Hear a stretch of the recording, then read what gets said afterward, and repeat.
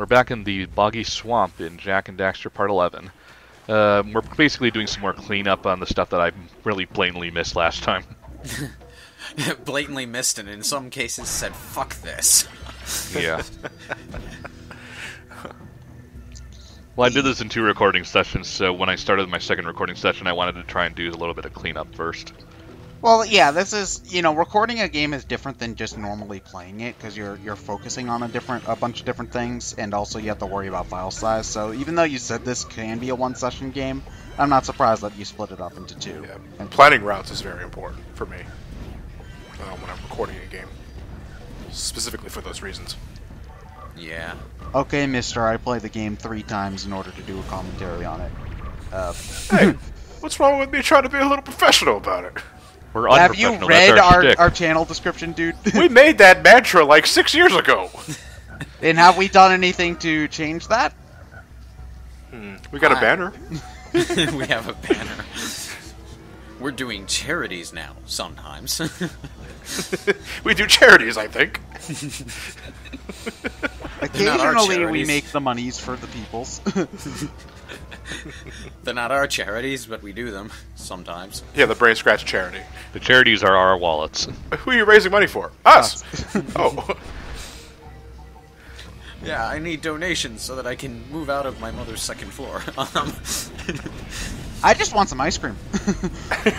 Shut up, Ted!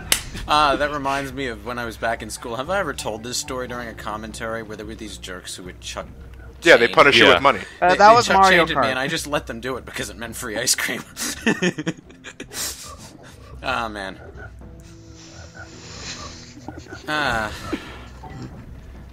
Purple lurker frogs. I thought that the lurkers were like just normal people, but like darker colored, because They're kind no. of like lizard people, purple, and they always have the same kind of chin. But there are a lot of things that have the word lurker attached to their name. Even the shark is called a lurker shark. So is the bad guy Darth, whoever? I know his name is not Darth, but is the bad guy a lurker, or is he? Gaul, I don't know what he is. It's never explained, and he doesn't factor into the other games at all. Okay, so he's just kind of there because He's a one-off. It's like the other games take place thousands of years before this, thousands of years after this. It's hinted at the end of this game that Gaul might return, but he never does. Unless he returns in Jak 4. I never really looked into it, actually. So how did the? I know this is getting into spoiler territory, but how did the events of Jak 1 and you said that something at the end of this game causes Jak to go into the future? Okay, at the end of Jak 1, if you have 100 power cells, which we're not going to do in this playthrough, I suppose, they find this door at the top of the tower where the precursor silos are, and it has 100 slots for power cells. You can get up to 101. What that extra power cell is for, I don't know. Bragging rights. But once you get it, you open it, there's a bright light. Daxter says, "Wow, what is it?" And then the credits roll again. Oh.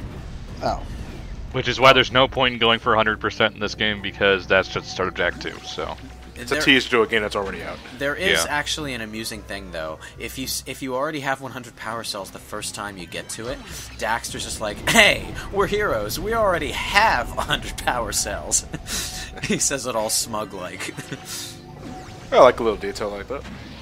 Yeah, but at the beginning of Jak 2, they're back at Samus's hut, experimenting with whatever it was they found, which turns out to be a circular portal with a little car on a rail leading into it. Once they turn it on, monsters invade the world from inside the portal. Jak, in a panic, hits the button on the rail car, and they fly into the portal. So they're transported to a future in which the metalheads they released from the portal have taken over the world, and basically all of civilization is compacted into one big walled city ruled by a ruthless dictator named Baron Praxis. Oh, so he fucked everything up, is what you're telling me. Yeah. Way to go, dude. But like I said, he comes from that future originally, so it's kind of a causal loop. sort of thing. Time travel. Ugh. On the other hand, if Jak hadn't gone back in time, Gaul probably would have flooded the world with Dark Ego before that had a chance to happen. So, all in all, I think it kind of balances out. Piss in one hand, shit in the other. Yeah. You guys need to learn how to wash your hands. Or you could just avoid the piss and shit entirely. Yeah, That's but if that's not possible, then please at least wash them. Please. Anyway, yeah, the metalheads are considerably more durable than the lurkers, which is why we need the guns. Yeah, because Well, they're I not say- just like random frogs and stuff. Like, I say guns, but it's really one gun with about 1 billion different functions called the morph gun that you pick so up it's like upgrades for. it's like Judge Dredd's pistol. I suppose. Yeah, pretty much. Yeah. Yeah, it's got all kinds of guns like a long-range blaster, a close-range shotgun function, Machine gun. machine gun, and the All it has to make is Julian fries in them. Sold. yeah. And then in Jak 3, they take it one step further, and instead of the 4 basic functions, you have like 2 additional functions that stack on top of each of the 4 basic functions that you can switch between while you're using them. So you have a total of 12 guns. But can it run Crisis? well, it's the future. They better be able to run Crisis. I don't think there are many video game developers in post-apocalyptia. Man, you know, I don't want to live in a post-apocalyptic world. Post-apocalyptic worlds are boring. You say that, and yet everybody still has a zombie survival plan for some reason. You can never be. That's just in case, Ted.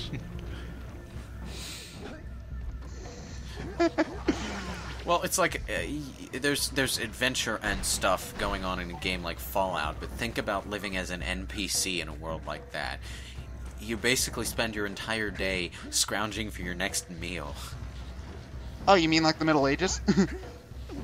I mean, like, well, real life actually. With less video games. Real life with less video games. Yeah. Oh God, no! I don't want to live there. Like, that would involve going outside. Outside is a terrible game. There's bugs all over the place. No, not those types of bugs. Like actual bugs. Like the ghosts. You get in your mouth and shit. Outside is like Assassin's Creed Unity, only it bites you. And you can't patch it. Graphics And are there we nice go. though. Crystal clear resolution. The balloon floats off. I get it. I get it. Eh. But what if you read it the wrong way? The lead Zeppelin? I don't get it. You know, that is an easy mistake to make if you don't know who Led Zeppelin is. Fortunately, I have a father who has a lot of old music CDs. So, Led Zeppelin and Pink Floyd are names I know well, as are Styx and Kansas.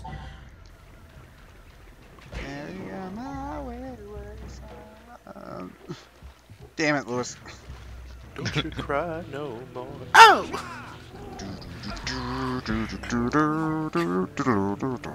I was exposed to a lot of Sinatra and Andy Back Williams. to And Flut Flut. It was my dad would never turn off Bon Jovi. That was. it was my mom that had it on blast. Alright, I forgot that was an advantage the Flut Flut had. It can headbutt the iron crates that you can't break naturally. Wait. Oh, this is what the pause. Oh wait, wait. So hold on. The pause menu shows you how many. Oh god. You broke the tethers to the Zeppelin, but you left one of the power cells behind. Yep. Okay, Whoops. so the pause menu ahead. shows you how many power cells you have left to get, right? Yep. Does it do the thing? Can you warp from the pause menu or no? No. Okay, I'm thinking SpongeBob Battle for Bikini Bottom. You can just warp to any mission. Although That was one of the things I tested out too when I played the game. Yeah, you can do that. It's just the load times are pretty obnoxious if you try to. You just jump cut it through it. Okay, it was getting set for another tangent, but we're not gonna need one. Here's your fucking muffin. Why don't you just eat them anyway? Like, jeez, I could go for a muffin right now. It's lunchtime. Once Hey, again, just chew on the they muffin knew. and spit on his face. Naughty Dog, actually, this is one of the this game, because it's an HD remaster, is one of the most straightforward achievement jobs you can do in a Naughty Dog game. But Naughty Dog, when they're actually making a new game, they have the most obtuse approach toward achievements. All of their achievements in The Last of Us are peripheral things that you have to go out of your way to do. I appreciate that, but at the same time, other games have just spoiled me with at least part of the achievement list that you get along the way, you know? What about, like, Uncharted or something like that? Are they bad there, too, or... I think they have the same achievement mentality there, yeah. An achievement, to me, has to be something to go out of your way for. Well, you know, not just playing the game normally. Well, you know, I like to have a healthy supply of those kind of achievements, yeah. But at the same time, playing the game normally and getting to certain milestones deserves at least the bronze achievements, you know? Yeah, but I don't need to be told... I don't need to get an achievement to that to make me feel good about it. Okay, well, here's the thing. Is Naughty Dog one of those things where you have to find collectibles just to get an achievement and nothing else? Or, No, the things in, like, Last of Us will at least help you get like, more health, or... You know, there'll be achievement for maxing out all your weapons or something. It's a funny thing, considering that they made Crash Bandicoot as their first, like, one of their first really big name games. But a lot of the achievements I see in their games aren't really based around collectibles, but more around things that you can do in a fight or something. Okay, that's fine, because, like, something that I've noticed is that, like, some games have things where it's just like, collect all the MacGuffins, well, and then you only get an achievement for finding all of them and nothing else, and that just sort of feels kind of pointless to me. I don't like that either. Well, there are those kind of things too, like the relics in The Last of Us, but the relics in The Last of Us also had, like, you know, flavor text. Yeah, well, that's fine. Like, if they give you, like, world building or whatever, but if it's like the silver medals in Sonic 06 where they're just there for an achievement, then no thanks. Yeah, I agree. Yeah, it's like, you know, give it some purpose to exist in the game. Anyway, here are the miners. They're mining one really, really, really, really, really big crystal. Gemstone, one of the two.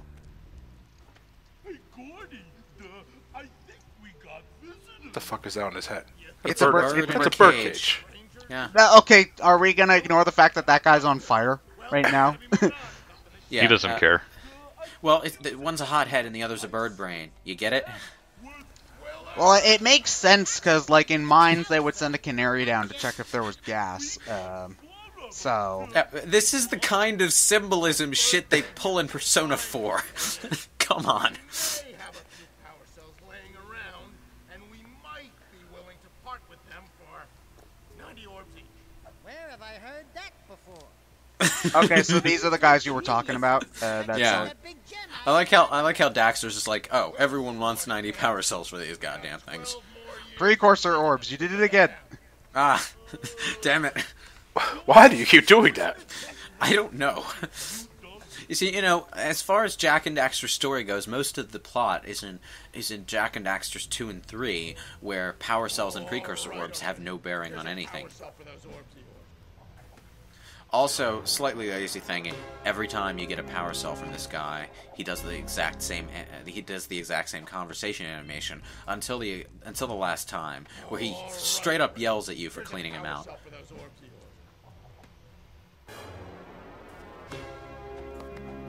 Also, you can talk to Birdbrain over there, and I think he tells you about one of the missions that you can do in the stage. One of the stages. So Ryan, do you only get 70 for this run, or? I get what's needed to get to the final level. Yeah. Okay, so you're only like one away from being able to beat the game then. Is the final level like a more linear kind of jump through stuff kind of level then, or? Yep. Okay, I was just wondering. Final level has 4 different paths that you can go down in any order, but you need to get through each of them to rescue all of the sages. Okay, cool. But it is at its heart a good old-fashioned linear platforming. There are 3 levels in this section, I think. Or I could just be thinking of one level, and I could be thinking of the precursor lava tube. orbs. Yeah, okay, yeah. Oh. What? Also, Huh. lava's instant death. Surprise, surprise. The gondola over there takes you up to the snow level that Ryan is blatantly skipping for this playthrough. Hey, ain't nobody got time for ice levels. They're like Snow annoying. level. And... It's not even an ice level. I mean, it has some ice in it, but it's more of a snow level. And by snow level, I mean you get buried in the fucking stuff. And so do the precursor orbs. Pain in the ass when you're going for a completionist run. I'm shocked normally. Normally when they like have railroads and platformers, it's considered a solid object, but Ryan clearly fell through in between the wooden planks. Oh, it is a solid object. You have to land on the planks themselves, though. Yeah, no, that's what I'm saying. Most of the time when they do that in a game like this, the space in between the wooden planks is considered solid as well. But no, they went out of their way to make the wooden planks separate. Yeah, well, these are the guys who designed those fucking bridge levels in Crash Bandicoot 1. So, True yeah. enough. It's the same principle, only a lot harder to platform across. So just ride the train. Trust me. I've tried skipping it. I really have. Can you but walk carefully along the metal rail? No, I don't think so. I don't think so. Yeah. I've I've been working never on really the tried. It looks like the- railroad. It looks like that kind of thing. It looks like the kind of thing where you'd have to move so slowly that the train would run you over anyway. Well, Jack already moves really slowly, so is that really an issue? It is when you have to tiptoe across a rail that you'll get knocked off of. Oh, by the way, there's this really one Spider Cave. You're sent here by Samos, if you talk to him, and the moment he tells you the name of the place, the Daxter is just like, let me guess, there are spiders in Spider Caves, right?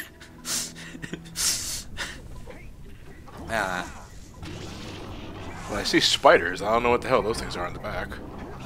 Millipedes? Giant centipede millipede things, yeah. And you can't kill them normally. You have to shoot them with yellow eco. In the first person view. Oh wait, hold on a moment. Were those egg sacs that they were dropping? Yes. Oh man, spiders are gross. Like, I'm not like super arachnophobic or anything, but they're just like, if there's like one thing that I would not want to find, it's like a spider egg sac, because you try to get rid of it, it breaks open, and then you suddenly got like a million spiders all over the place, and then that's just no fun. Well, Didn't like that fiber bar anyway. I'm sure to certain extraterrestrials, the way we reproduce would be disgusting too. To who? No, it's not the fact that they come out of an egg. You know, that's like whatever. No, it's the fact that if I try to get rid of the egg sac itself, like it'll probably break open, and then there's like 100 spiders all over the place. That's what freaks me out. Like, you know, I don't care about spider sex or whatever. They can do whatever they want on their off time. Okay, fair enough. Fair enough. I'm just saying the six-eyed, three-armed, asexual blob from planet Zoop probably would find. Hey, I don't give a shit Actually, what E.T. thinks about it's the pronounced bone. Planet Zup. You humans are so ignorant. I mean, yeah, those guys. What weirdos. Disgusting right? is relative. That's all I'm saying. And you bang everything in sight.